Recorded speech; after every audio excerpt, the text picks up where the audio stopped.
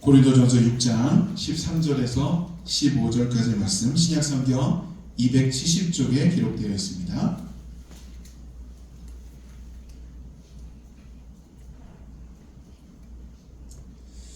자, 우리 함께 한 목소리로 봉독하겠습니다.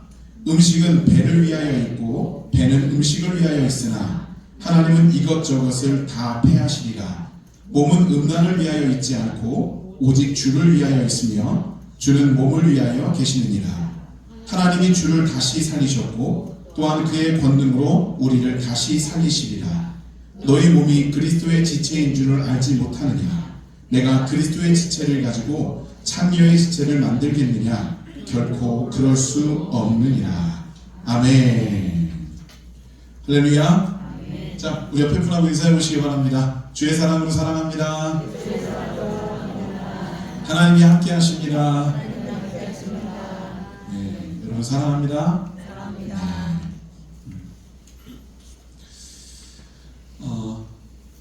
우리가 하나님 앞에 나아갈 때 언제나 우리는 하나님 앞에 거룩하고 또 정결해야만 합니다. 왜냐하면 우리는 하나님의 자녀이기 때문이에요. 하나님이 우리의 아버지 되시는데 그 아버지의 근본적인 속성이 거룩이에요. 그렇기 때문에 자녀된 우리는 그 아버지를 닮아 거룩한 모습으로 삶을 살아갈 수 있어야만 한다라고 하는 것입니다. 그 아버지들 있잖아요. 아빠. 이 아빠들, 이 아버지들은요, 자기 자녀가 본인 닮았다 소리를 듣는 걸 굉장히 좋아해요. 그 주변에 있는 분들이 내 자녀를 보고 아빠랑 똑같이 생겼네, 아빠 반박이네, 이러면 기분이 굉장히 좋습니다. 근데요, 기분이 굉장히 좋기는 한데 이 말이 완전할 수 없는 이유가 하나 있어요. 왜냐하면 내 자녀에게 아빠의 나 못지않은 지분을 가진 존재가 하나 더 있거든요. 누굴까요? 그쵸? 엄마. 그때로는요, 어떤 분들은 내 자녀를 향해서 이렇게 말해요. 엄마 닮았는데? 엄마 판박이야. 네. 거기다 기름을 껴얹는 분도 있어요. 얘는 왜 딱 했는데? 라고 하는 거예요. 뭐 그래도 뭐 화가 나거나 기분이 상하거나 딱히 그러진 않아요. 남자분들 다 그러시죠? 네, 그러셔야 돼요. 근데 과연 기분이 좋지는 않아요.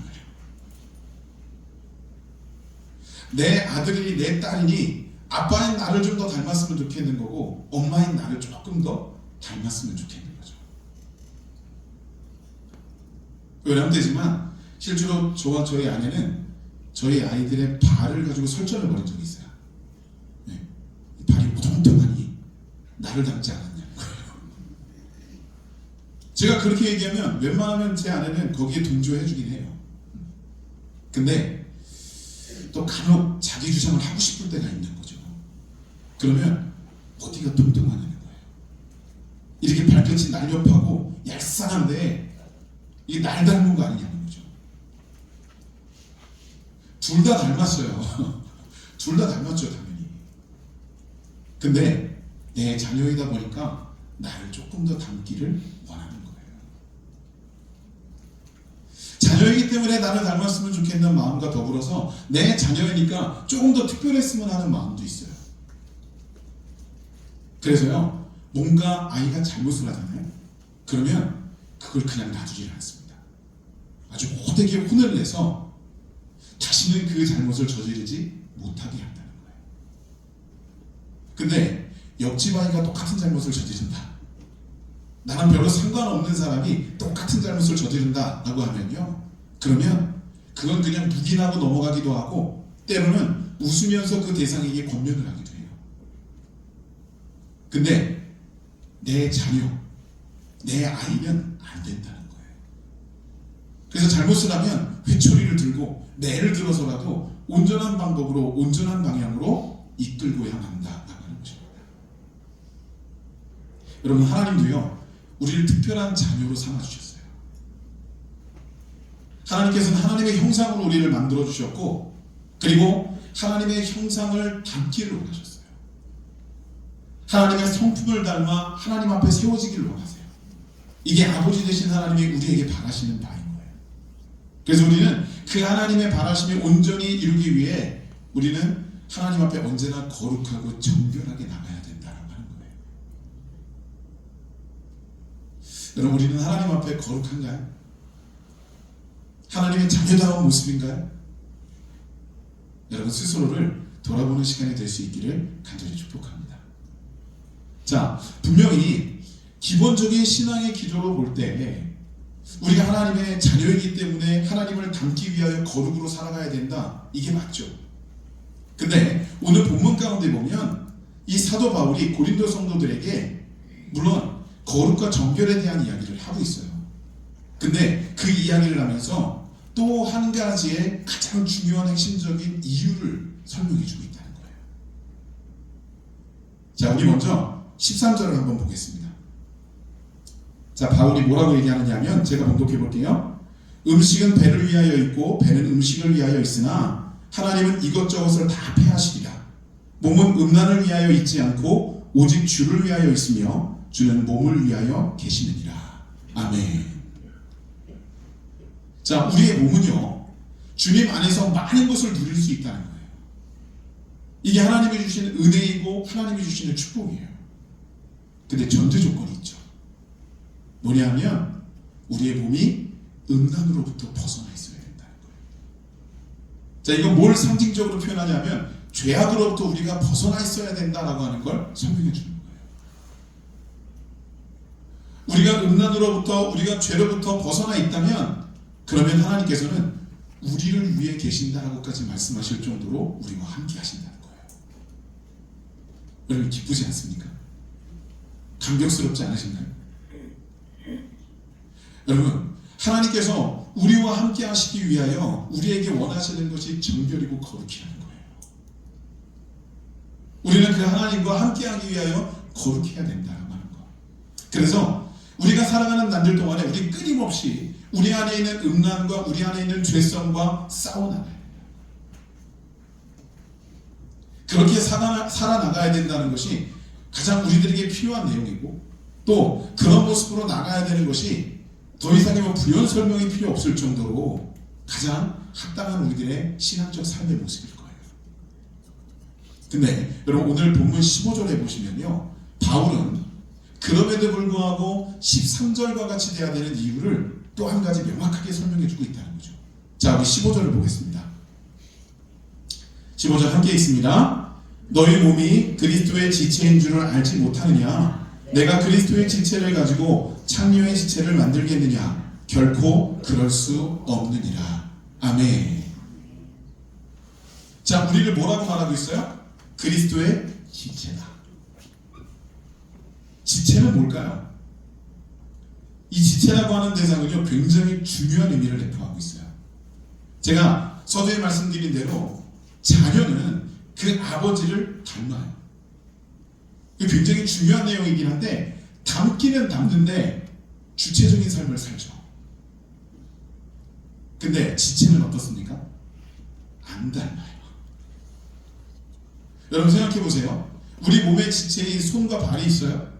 몸과 닮았나요? 손과 발이 머리와 닮아 있어요? 아니면 지체끼리는 서로 닮아 있나요? 손과 발이, 발과 손이 서로 닮아 있어요? 아니에요. 서로 완전히 다르게 생겼고 기능도 완전히 달라요. 근데 중요한 게 뭔지 아십니까? 지체는 몸과 하나라는 거예요. 그래서 여러분 이 지체와 지체도 몸을 통해서 유기체적으로 하나로 연결되어져 있어요. 그래서 지체가 뭔가 문제가 생기면 또 다른 지체가 그걸 분명히 인지하게 됩니다. 몸에 아주 작은 지체라 할지라도 그 안에 문제가 생기면 몸 전체가 그걸 감지하고 몸 전체가 밤새도록 앓기도 한다는 것입니다. 지체와 몸은 하나예요. 자, 근데 15절에 분명히 뭐라고 되어 있어요? 우리는 그리스도의 지체다. 자, 그렇다는 건 뭐냐면 예수 그리스도와 우리는 하나다라고 하는 거예요. 그리고 예수 그리스도는 언제나 우리와 함께 하신다는 거예요. 자, 이러다 보니까 우리에게 있는 모든 부분들을 예수님께서는 다 알고 알고 계시는 거죠. 그러니까 아실 수밖에 없어요. 언제나 우리와 함께 하시니까. 그래서 지체인 우리가 거룩의 장소에 거하게 되면 예수님께서도 우리와 함께 그 거룩의 장소에 계시는 거예요.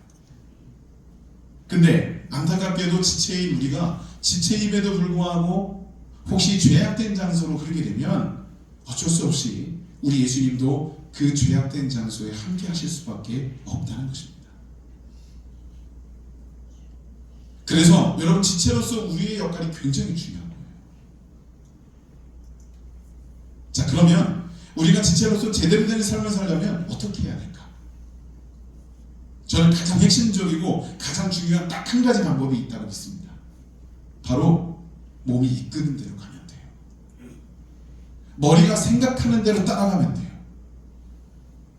지체가 만약에 몸이 이끄는 대로 가지 않고 자기 멋대로 가려고 하면 문제가 발생할 수밖에 없는 거예요. 몸은 그러고 싶지 않은데 지체인 다리가 낭떠러지를 향해서 막 달려가는 거예요. 그럼 어떻게 될까요? 그 지체인 다리 때문에 몸 전체가 죽는 거예요. 어떻게 지체가 몸과 다르게 갈 수 있고, 어떻게 지체가 생각과 다르게 움직일 수 있습니까? 그렇죠. 이게 정상적이라면 이루어질 수 없는 일인 거예요. 근데 우리는 참 많은 빈도수로 이 비정상적인 일을 한다고 하는 겁니다. 정말 안타깝지만 급발진 사고가 있잖아요.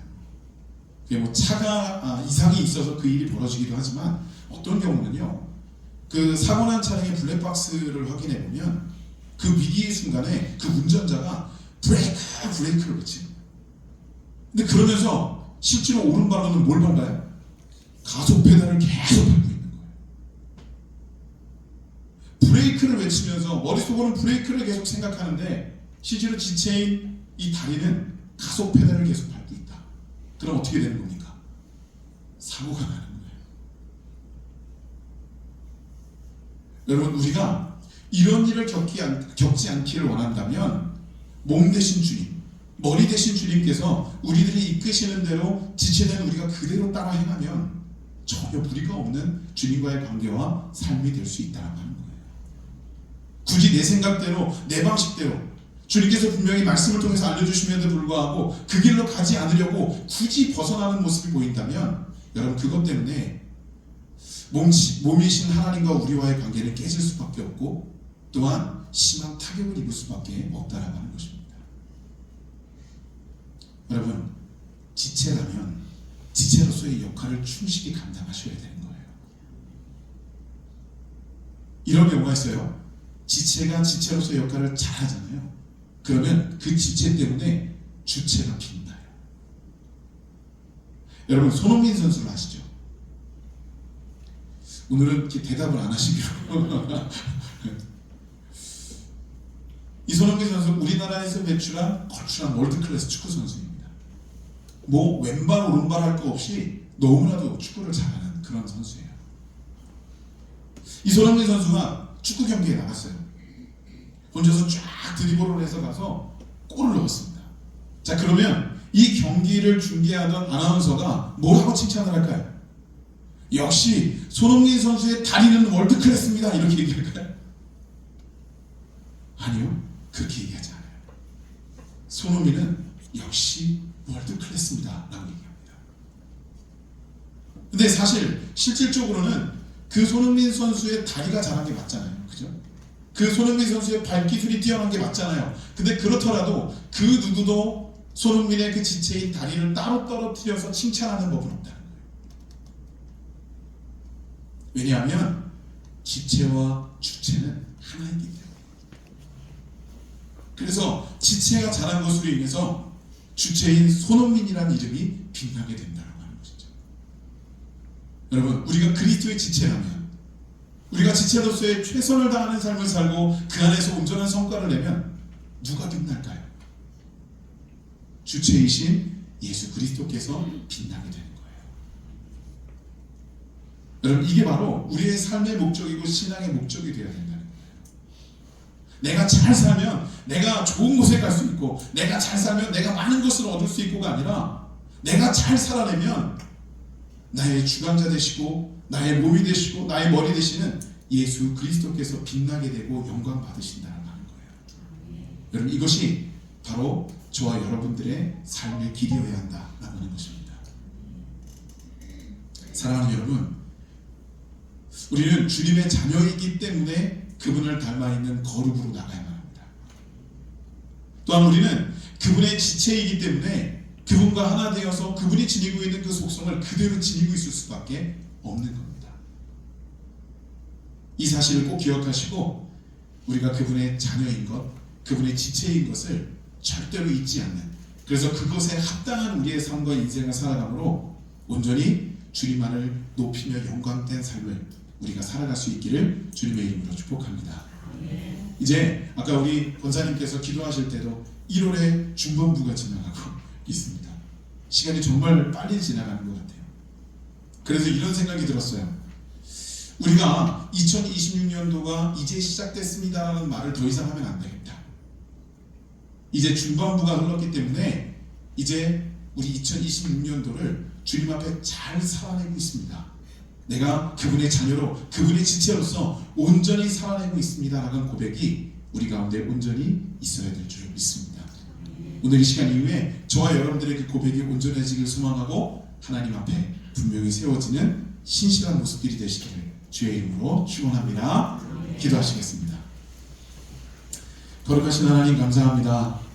오늘 이 시간에도 우리는 주님의 거룩한 자녀로, 주님의 거룩한 지체로의 삶을 온전히 주님 앞에 고백하며 꿈꿉니다. 이 삶에 우리들의 이 결단이 흐트러지지 않도록 인도하시고, 결단뿐만 아니라 하나님을 향하여 나가는 우리들의 신실한 우리의 모습을 통하여 주님께서 우리를 통하여 영광 받으시고 기뻐하시는 온전한 모습이 우리 성도들을 통해서 이루어지게 하여 주시옵소서. 주님께서 기뻐하신다면 주님의 은혜가 또한 우리에게 임하게 하시고, 그 선물로 받은 은혜로 세상 가운데 나가 간증하며 자랑하는 귀한 우리 성도들 모두가 될 수 있도록 인도하여 주시옵소서. 오늘도 함께 하신 하나님 감사드리며 예수님의 이름으로 기도드렸습니다. 아멘.